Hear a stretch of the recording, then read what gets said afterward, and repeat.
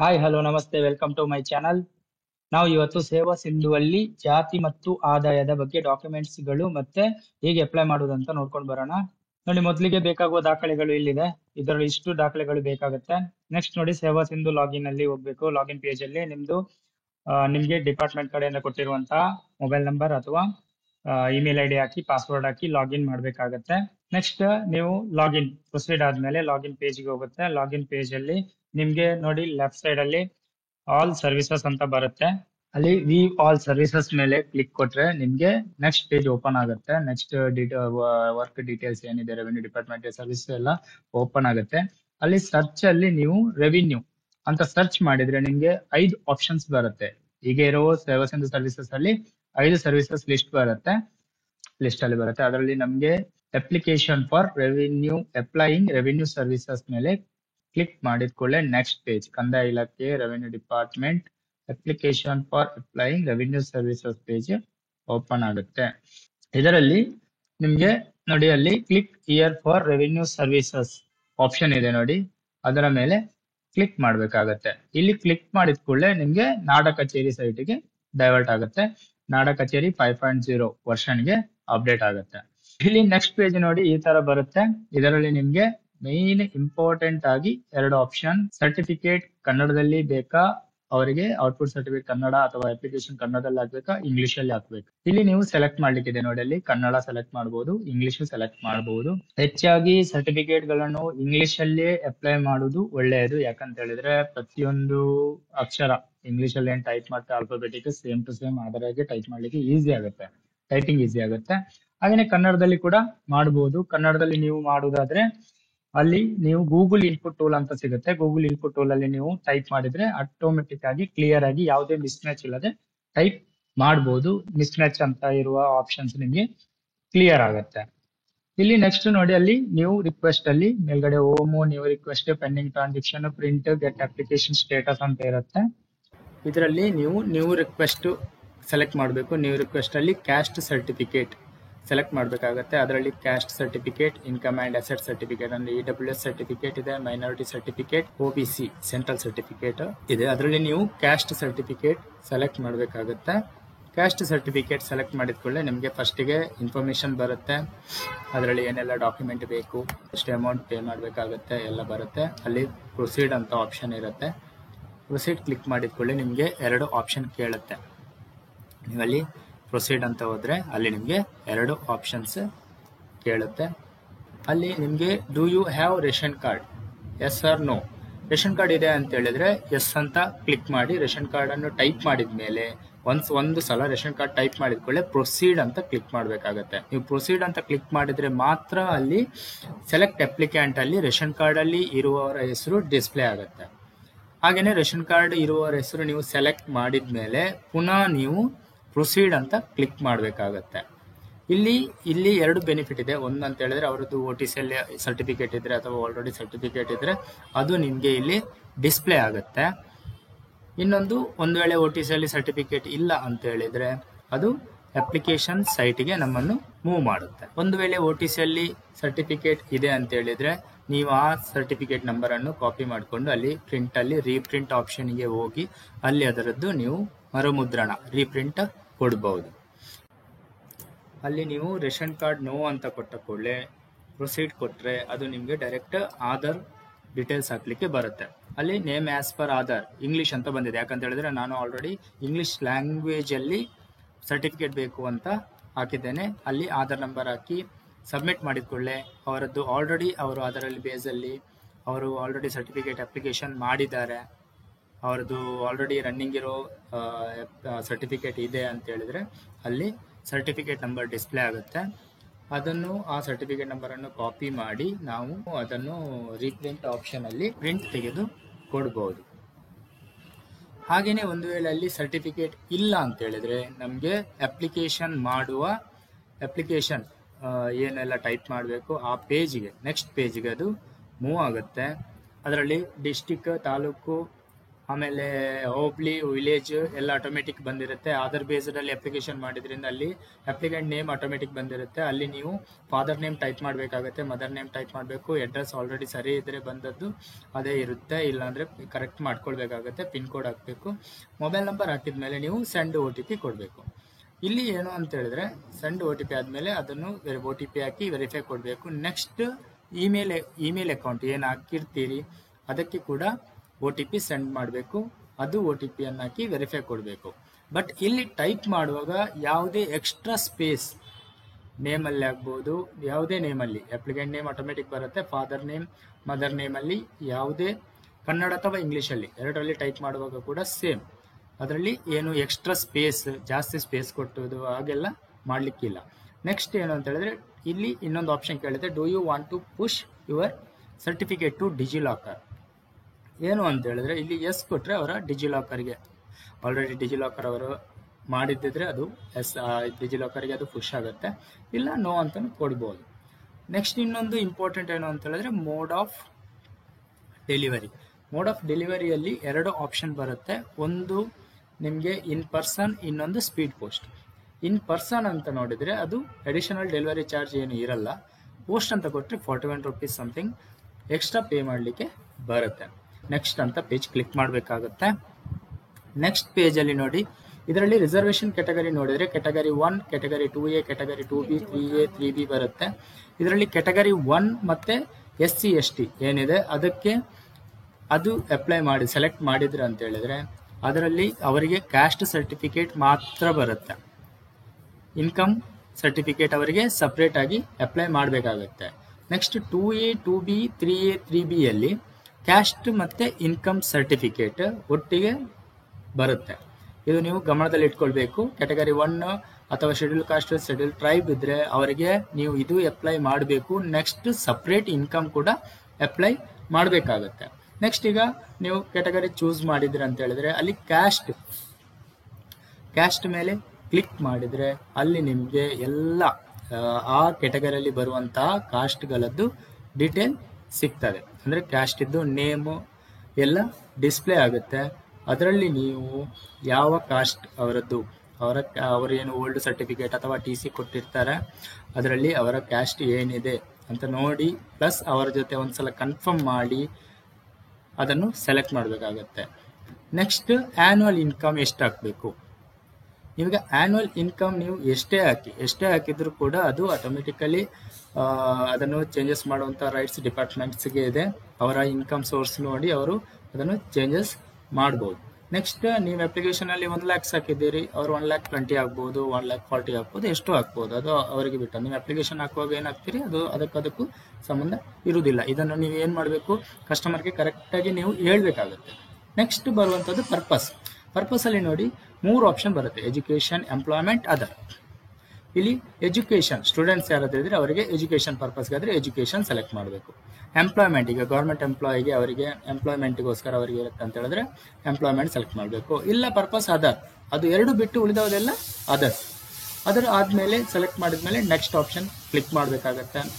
Next option click ಮಾಡಿದ ಕೂಡಲೇ ಅಲ್ಲಿ ಡಾಕ್ಯುಮೆಂಟ್ ಅಪ್ಲೋಡ್ ಪೇಜಿಗೆ ಹೋಗುತ್ತೆ. ನೀವು ನೆಕ್ಸ್ಟ್ ಕ್ಲಿಕ್ ಮಾಡಿದರೆ ನೆಕ್ಸ್ಟ್ ಏನು ಬರುತ್ತೆ, ನೆಕ್ಸ್ಟ್ ಡಾಕ್ಯುಮೆಂಟ್ ಅಪ್ಲೋಡ್. ಅದರಲ್ಲಿ ಫಸ್ಟಿಗೆ ಇರುವಂಥದ್ದು ಫೋಟೋ. ಯಾವುದೇ ಅಪ್ಲಿಕೇಶನ್ ಹಾಕಿ ನೀವು, ಅಂದರೆ 2A, 2B, ವರ್ಗ 1, SC ST ಯಾವುದೇ ಅಪ್ಲಿಕೇಶನ್ ಹಾಕಿದ್ರು ಫಸ್ಟಿಗೆ 2 ಆಪ್ಷನ್ ಬರುತ್ತೆ. ಅದರಲ್ಲಿ ನೀವು ಲೈವ್ ಇದ್ರೆ ವೆಬ್ ಕ್ಯಾಮ್ ಯೂಸ್ ಮಾಡಿ ಫೋಟೋ ಅವರದ್ದು ಕ್ಯಾಪ್ಚರ್ ಮಾಡ್ಕೊಳ್ಬೋದು. ಇಲ್ಲ ಅಂತ ಹೇಳಿದ್ರೆ ಸೆಕೆಂಡ್ ಆಪ್ಷನ್ ಸ್ಕ್ಯಾನ್ ಮಾಡಿ ಇಟ್ಕೊಂಡು, ಆಲ್ರೆಡಿ ನೀವು ಸ್ಕ್ಯಾನ್ ಮಾಡಿ ಇಟ್ಟದ್ದನ್ನು ಚೂಸ್ ಫೈಲ್ ಮಾಡಿಕೊಂಡು ಅದನ್ನು ನೀವು ಅಪ್ಲೋಡ್ ಮಾಡ್ಕೊಳ್ಬೋದು. ನೆಕ್ಸ್ಟ್ ಡಾಕ್ಯುಮೆಂಟ್ಸ್ ಏನು ಅಂತ ಹೇಳಿದ್ರೆ ಅದೇ ಶಾಲೆದ್ದು ದಾಖಲಾತಿ ಅಥವಾ ಹಳೆಯ ಪ್ರಮಾಣ ಪತ್ರ, ಒಡ ಹುಟ್ಟಿದವರದ್ದು ಸಹೋದರ ಸಹೋದರಿ ಯಾರಾದ್ರೂ ಇದ್ರೆ ಅವರದ್ದು ಜಾತಿ ಸರ್ಟಿಫಿಕೇಟ್ ಅಥವಾ ಶಾಲಾ ದಾಖಲಾತಿ, ಅದನ್ನು ನಾವು ರೆಡಿ ಮಾಡಿ ಇಟ್ಕೊಳ್ಬೇಕು. ಮತ್ತೊಂದು ID ಪ್ರೂಫ್, ಅಡ್ರೆಸ್ ಪ್ರೂಫ್, ಅದು ಆಧಾರು ಆಗುತ್ತೆ, ರೇಷನ್ ಕಾರ್ಡು ಆಗುತ್ತೆ.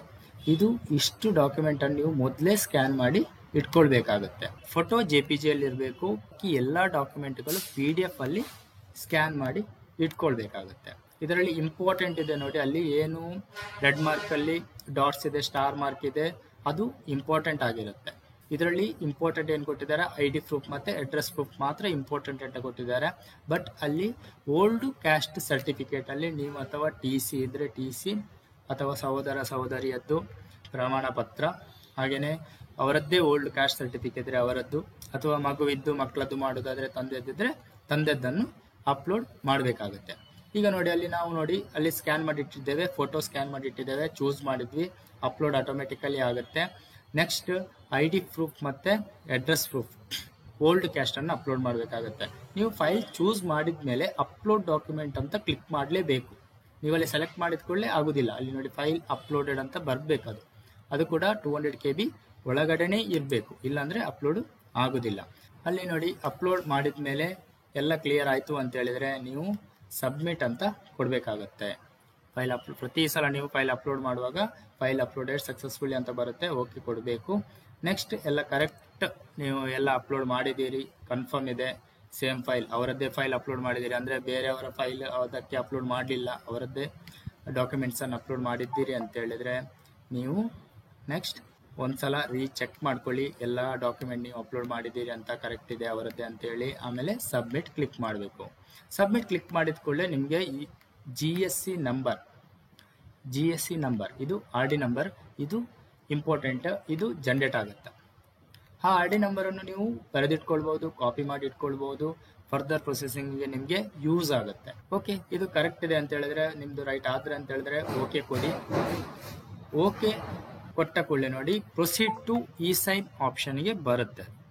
ನೆಕ್ಸ್ಟ್ ಅದರಲ್ಲಿ ಪ್ರೊಸೀಡ್ ಟು ಇ-ಸೈನ್ ಕೆಳಗಡೆ ನೀವು ಅಪ್ಲೈ ಮಾಡಿದ ಡೀಟೇಲ್ಸ್ ಇರುತ್ತೆ, ಅವರ ನೇಮು ಅಥವಾ ತಂದೆ ಗಂಡನ ಹೆಸರು, ತಾಯಿ ಹೆಸರು, ಮೊಬೈಲ್ ಸಂಖ್ಯೆ, ಏನು ಆಧಾರ್ ಕಾರ್ಡ್ ಹಾಕಿದ್ದೀರಿ, ರೇಷನ್ ಕಾರ್ಡ್ ಹಾಕಿದ್ದೀರಿ, ಅದರ ನಂಬರ್, ಇದರ ವಿಳಾಸ ಇರುತ್ತೆ ಕರೆಕ್ಟಾಗಿ, ಆಮೇಲೆ ಜಾತಿ ಏನು ಹಾಕಿದ್ದೀರಿ ಅದು ಇರುತ್ತೆ. ಇದು ಕರೆಕ್ಟ್ ಅಂತೇಳಿ ನೀವು ಒಂದ್ಸಲ ಕನ್ಫರ್ಮ್ ಮಾಡಿದರೆ, ಇದು ಒಂದ್ಸಲ ಕರೆಕ್ಟ್ ಇದೆ ಕನ್ಫರ್ಮ್ ಅಂತ ಹೇಳಿದರೆ ನೀವು ಪ್ರೊಸೀಡ್ ಟು ಇ-ಸೈನ್ಗೆ ಹೋಗ್ಬೋದು. ಪ್ರೊಸೀಡ್ ಟು ಇ-ಸೈನ್ ಕ್ಲಿಕ್ ಮಾಡಿದ ಕೂಡಲೇ ಇ-ಸೈನ್ ಆಪ್ಷನ್ಗೆ ಬರುತ್ತೆ. ಹಸ್ತಾಕ್ಷರ ಸೈಟ್ ಏನಿದೆ ಗೌರ್ಮೆಂಟ್ ಇದು ಅದಕ್ಕೆ ಬರುತ್ತೆ. ಆಧಾರ್ ನಂಬರ್ ಹಾಕಬೇಕು. ಆಮೇಲೆ ಆಧಾರ್ TOTP ಆಪ್ಷನ್ ಇದೆ, OTP ಆಪ್ಷನ್ ಇದೆ. TOTP ಅಂದರೆ ಆಧಾರ್ ಅಲ್ಲಿ ಜನರೇಟ್ ಆಗುವಂಥದ್ದು. ನೆಕ್ಸ್ಟ್ ಆಧಾರ್ OTP, ಅಷ್ಟಾಗಿ ಆಧಾರ್ ಕಾರ್ಡ್ OTP ಅನ್ನೇ ಯೂಸ್ ಮಾಡುತ್ತೆ. ಓಕೆ, ಆಧಾರ್ ಕಾರ್ಡ್ಗೆ ಈಗ ಅವರ ಮೊಬೈಲ್ಗೆ ಆಧಾರ್ ಕಾರ್ಡ್ ಇರೋ ಮೊಬೈಲ್ ನಂಬರ್ಗೆ OTP ಸೆಂಡ್ ಆಯಿತು, OTP ಹಾಕ್ಬೋದು. ಒಂದು ವೇಳೆ ಅವರಿಗೆ ಸೆಂಡ್ ಆಗಲಿಲ್ಲ, 1-2 ಮಿನಿಟ್ಸ್ ನೀವು ವೆಯ್ಟ್ ಮಾಡಿದರೆ ಸೆಂಡ್ ಆಗಲಿಲ್ಲ ಅಂತ ಹೇಳಿದ್ರೆ ಅಲ್ಲಿ ರೀಸೆಂಡ್ ಆಪ್ಷನ್ ಕೂಡ ಕೊಡ್ಬೋದು. ಅವರ ಅದರಲ್ಲಿ ಯಾವ್ದು ನಂಬರ್ ಇದೆ ಅಂತೇಳಿ ಲಾಸ್ಟ್ 4 ಡಿಜಿಟ್ ನಂಬರ್ ಕೂಡ ನಿಮಗೆ ಡಿಸ್ಪ್ಲೇ ಆಗುತ್ತೆ. OTP ಹಾಕಿ ಸಬ್ಮಿಟ್ ಕೊಟ್ಟರೆ ನೆಕ್ಸ್ಟ್ ಪೇಜ್ ಅಂದರೆ ಪೇಮೆಂಟ್ ಮಾಡಲಿಕ್ಕೆ ಬರುತ್ತೆ. ಪ್ರೊಸೀಡ್ ಟು ಪೇಮೆಂಟ್ ನೀವು ಕ್ಲಿಕ್ ಮಾಡಿದಿರ ಅಂತ ಹೇಳಿದ್ರೆ ನಿಮ್ದೇನು BLS ವಾಲೆಟ್ ಇದೆ, ನಿಮ್ಮ ಸೇವಾ ಸಿಂಧು ವಾಲೆಟ್ ಇದೆ, ಅದು ಆಕ್ಸೆಸ್ ಕೇಳುತ್ತೆ ನಿಮಗೆ. ಇಲ್ಲಿ ಇದು ಟರ್ಮ್ಸ್ ಆ್ಯಂಡ್ ಕಂಡೀಷನ್ಸ್ ಕೆಲವು ಇದೆ. ಆಮೇಲೆ ಅದನ್ನು ಎಕ್ಸೆಪ್ಟ್ ಮಾಡಿದರೆ ಸೇವಾ ಸಿಂಧು ವಾಲೆಟ್ಗೆ ಎಕ್ಸೆಪ್ಟ್ ಅಂತ ಕೊಟ್ಟರು ಅಂತ ಹೇಳಿದ್ರೆ ಸೇವಾ ಸಿಂಧು ವಾಲೆಟ್ಗೆ ಅದು ಕ್ಲಿಕ್ ಮಾಡಲಿಕ್ಕೆ ನಿಮಗೆ ಬಿಡುತ್ತೆ. ಅಲ್ಲಿಗೆ ನಿಮ್ಮ BLS ವಾಲೆಟ್ಗೆ ಅದು ಡೈವರ್ಟ್ ಆಗುತ್ತೆ. ನಿಮಗೆ already login ID user name ನಿಮಗೆ ಡಿಪಾರ್ಟ್ಮೆಂಟ್ ಕಡೆಯಿಂದ ಕೊಟ್ಟಿರ್ತಾರೆ, ಪಾಸ್ವರ್ಡ್ ನೀವು ಕ್ರಿಯೇಟ್ ಮಾಡಿದ್ದನ್ನು ಹಾಕಿ ಅಲ್ಲಿ ಲಾಗಿನ್ ಕೊಡಬೇಕಾಗುತ್ತೆ. ಇಲ್ಲಿ ಕೂಡ ಹಾಗೇನೆ ಒಂದು ಸಲ ನೀವು ಕ್ಯಾಪ್ಚಾ ಯೂಸರ್ ನೇಮ್ ಪಾಸ್ವರ್ಡ್ ಹಾಕಿ ಲಾಗಿನ್ ಕೊಟ್ರಿ ಅಂತ ಹೇಳಿದ್ರೆ ನೆಕ್ಸ್ಟ್ ಇನ್ನೊಮ್ಮೆ ಕನ್ಫರ್ಮೇಷನ್ ಕೇಳುತ್ತೆ, ವಾಲೆಟ್ ಕನ್ಫರ್ಮೇಷನ್ ಪಾಸ್ವರ್ಡ್ ಕೇಳುತ್ತೆ. ನೀವು ಸೇಮ್ ಪಾಸ್ವರ್ಡ್ ನಿಮ್ಮ ಲಾಗಿನ್ ಪಾಸ್ವರ್ಡ್ ಏನಿರುತ್ತೆ ಅದೇ ಇರುತ್ತೆ, ಅದನ್ನೇ ಎಂಟ್ರಿ ಮಾಡಬೇಕಾಗುತ್ತೆ. ಎಂಟ್ರಿ ಮಾಡಿದ ಕೂಡಲೇ ನಿಮಗೆ ಅಲ್ಲಿ ಕ್ಯಾಸ್ಟ್ ಇನ್ಕಮ್ ಸರ್ಟಿಫಿಕೇಟ್ ಇದ್ದು ಪೇಮೆಂಟ್ ಕೇಳುತ್ತೆ. ಎಷ್ಟೆಷ್ಟು ಪೇಮೆಂಟ್ ಕಟ್ ಆಗುತ್ತೆ, ಎಷ್ಟು ಅಮೌಂಟ್ ಅದಕ್ಕೆ ಇದೆ, ಎಷ್ಟು ವಾಲೆಟಿಂದ ಡಿಡಕ್ಷನ್ ಆಗುತ್ತೆ, ಎಲ್ಲ ಅದರಲ್ಲಿ ನಿಮಗೆ ಗೊತ್ತಾಗುತ್ತೆ. ಓಕೆ ಅಂತ ಹೇಳಿದ್ರೆ ಪ್ರೊಸೀಡ್ ಅಂತ ಕೊಡಬೇಕಾಗುತ್ತೆ. ನೆಕ್ಸ್ಟ್ ಪೇಜಲ್ಲಿ ಪೇಮೆಂಟ್ ಆಯಿತು ಅಂತ ಹೇಳಿದ್ರೆ ಇಲ್ಲಿ ಸ್ಟೇಟಸ್ ಮೆಸೇಜ್ ಬರುತ್ತೆ ನಿಮಗೆ, ಸಕ್ಸಸ್ ಆಗಿದೆಯಾ ಇಲ್ವಾ ಅಂತ. ಇಲ್ಲಿ ಒಂದು ವೇಳೆ ಸಕ್ಸಸ್ ಅಂತ ಬಂತು ಅಂತ ಹೇಳಿದ್ರೆ ನೀವು ಪ್ರೊಸೀಡ್ ಕೊಟ್ಟರೆ ಇ-ಸೈನ್ಡ್ ಅಪ್ಲಿಕೇಶನ್ ಡೌನ್ಲೋಡ್ ಮಾಡ್ಕೊಳ್ಳಿಕ್ಕೆ ಆಪ್ಷನ್ ಬರುತ್ತೆ. ಬಟ್ ಇಲ್ಲಿ ನಿಮಗೆ ಪೇಮೆಂಟಲ್ಲಿ ಪ್ರಾಬ್ಲಮ್ ಆಯಿತು ಅಂತ ಹೇಳಿದ್ರೆ ಅಲ್ಲಿ ಪೆಂಡಿಂಗ್ ಟ್ರಾನ್ಸಾಕ್ಷನ್ ಅಂತ ಹೋಮ್ ಟ್ಯಾಬ್ ಏನಿದೆ ಅದರಲ್ಲಿ ಪೆಂಡಿಂಗ್ ಟ್ರಾನ್ಸಾಕ್ಷನ್ ಅಂತ ಇದೆ, ಅಲ್ಲಿ ಪೆಂಡಿಂಗ್ ಪೇಮೆಂಟ್ ಅಂತ ಹೋಗ್ಬೋದು. ಓಕೆ, ಇ-ಸೈನಲ್ಲಿ ಪ್ರಾಬ್ಲಮ್ ಆಯಿತು ನಿಮಗೆ, ಪೆಂಡಿಂಗ್ ಟು ಇ-ಸೈನ್ ಅಂತ ಹೋದರೆ ಅಲ್ಲಿ ನಿಮಗೆ ಇ-ಸೈನ್ ಆಗಲಿಕ್ಕೆ ಇರುವಂಥ ಅಪ್ಲಿಕೇಶನ್ಗಳನ್ನು ಡಿಸ್ಪ್ಲೇ ಆಗುತ್ತೆ. ಸರಿಯಾ? ಇಲ್ಲಿ ಇದು ಇಂಪಾರ್ಟೆಂಟ್. ನಿಮಗೆ ಅರ್ಧದಲ್ಲಿ ಪ್ರಾಬ್ಲಮ್ ಆಯಿತು ಅಂತ ಹೇಳಿದ್ರೆ ಯಾವುದೇ ಅಪ್ಲಿಕೇಶನ್ ಮಾಡುವಾಗ ಅದು ಇ-ಸೈನಿಗೆ ಹೋಗಿ ಇ-ಸೈನ್ ಟ್ಯಾಬಲ್ಲಿ ಹೋಗಿ ಕೂತ್ಕೊಳ್ಬೋದು, ಅಥವಾ ನೆಕ್ಸ್ಟ್ ಪೆಂಡಿಂಗ್ ಪೇಮೆಂಟ್ ಟ್ರಾನ್ಸಾಕ್ಷನ್ ಅಲ್ಲಿ ಇಟ್ಕೊಳ್ಬಹುದು. ನೆಕ್ಸ್ಟ್ ನೋಡಿ ಪೆಂಡಿಂಗ್ ಪೇಮೆಂಟ್. ಪೆಂಡಿಂಗ್ ಪೇಮೆಂಟ್ ಅಲ್ಲಿ ನೋಡಿ ಯಾವ ಪೇಮೆಂಟ್ ಯಾವುದಕ್ಕೆಲ್ಲ ಯಾವ ಆರ್ಡಿ ನಮಗೆ ನೀವು ಪೇಮೆಂಟ್ ಮಾಡಲಿಲ್ಲ ಅಂದ್ರೆ ನೀವು ಅಪ್ಲಿಕೇಶನ್ ರೈಸ್ ಮಾಡಿದ್ದೀರಿ, BLS ವಾಲೆಟ್ ಏನೋ ಪೇಮೆಂಟ್ ಮಾಡ್ತಾ ಇರಲಿಲ್ಲ ಅಥವಾ ಪೇಮೆಂಟ್ ಇರಲಿಲ್ಲ, ನೀವು ಮಾಡುವಾಗ ಅಲ್ಲಿ ಎರರ್ ಬಂತು ಅಂತ ಹೇಳಿದ್ರೆ ಅದು ಪೆಂಡಿಂಗ್ ಪೇಮೆಂಟ್ ಅಲ್ಲಿ ಬಂದು ನಿಲ್ಲುತ್ತೆ. ಇಲ್ಲಿ ಮತ್ತೆ ನೀವು ಪ್ರೊಸೀಡ್ ಟು ಪೇ ಕೊಟ್ಟು BLS ವಾಲೆಟ್ಗೆ ಹೋಗಿ ಅಲ್ಲಿ ಕೂಡ ನೀವು ಇನ್ನೊಂದ್ಸಲ ಪೇಮೆಂಟ್ ಅಪ್ಡೇಟ್ ಮಾಡ್ಕೊಳ್ಬಹುದು. ನೆಕ್ಸ್ಟ್ ಗೆಟ್ ಅಪ್ಲಿಕೇಶನ್ ಸ್ಟೇಟಸ್ ಅಂತ ಒಂದು ಆಪ್ಷನ್ ಇದೆ.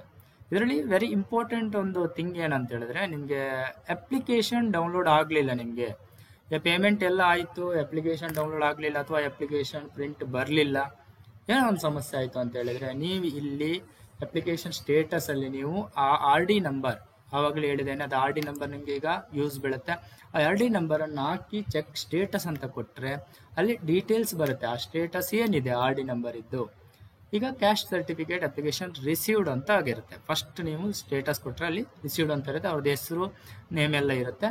ಸ್ಕ್ರೋಲ್ ಮಾಡಿದ್ರೆ ಅಲ್ಲಿ ನೋಡಿ ಅಪ್ಲಿಕೇಶನ್ ಸ್ಟೇಟಸ್ ಹಿಸ್ಟ್ರಿ ಅಂತ ಬರುತ್ತೆ, ಅದರಲ್ಲಿ ಡಿಸ್ಟಿಕ್, ತಾಲೂಕು, ಹೋಬಳಿ ಎಲ್ಲ ಇರುತ್ತೆ. ಆಮೇಲೆ ಅದು ಎಲ್ಲಿದೆ, ಯಾವ ಅಪ್ಲಿಕೇಶನ್ ಎಲ್ಲಿದೆ ಅಂತ ಬರುತ್ತೆ. ಡೆಪ್ಯೂಟಿ ತಹಶೀಲ್ದಾರ್ ಹತ್ರ ಇದೆನಾ ಅಥವಾ ವಿಲೇಜ್ ಅಡ್ಮಿನಿಸ್ಟ್ರೇಟರ್ ಹತ್ರ, ರೆವಿನ್ಯೂ ಇನ್ಸ್ಪೆಕ್ಟರ್ RA ಹತ್ರ ಇದೆನಾ, ಕೇಸ್ ವರ್ಕರ್ ಹತ್ರ ಇದೆನಾ, ತಹಶೀಲ್ದಾರ್ ಎಲ್ಲ ಸ್ಟೆಪ್ ಬೈ ಸ್ಟೆಪ್ ನಿಮಗೆ ಅಲ್ಲಿ ಡೇಟ್ ಸಮೇತ, ಡೇಟ್ ಟೈಮ್ ಸಮೇತ ನಿಮಗೆ ಅಲ್ಲಿ ಡಿಸ್ಪ್ಲೇ ಆಗುತ್ತೆ. ಸರಿಯಾ? ಇದರಲ್ಲಿ ಇನ್ನೊಂದು ಏನು ಅಂತ ಹೇಳಿದ್ರೆ, ನಿಮಗೆ ಅಲ್ಲಿ ಕೆಳಗಡೆ ನೋಡಿ ನಿಮಗೆ ಅಲ್ಲಿ ಎಲ್ಲ ಏನೆಲ್ಲ ಅಪ್ಲೋಡ್ ಮಾಡಿದಿರಿ ಎಲ್ಲ ಇದೆ.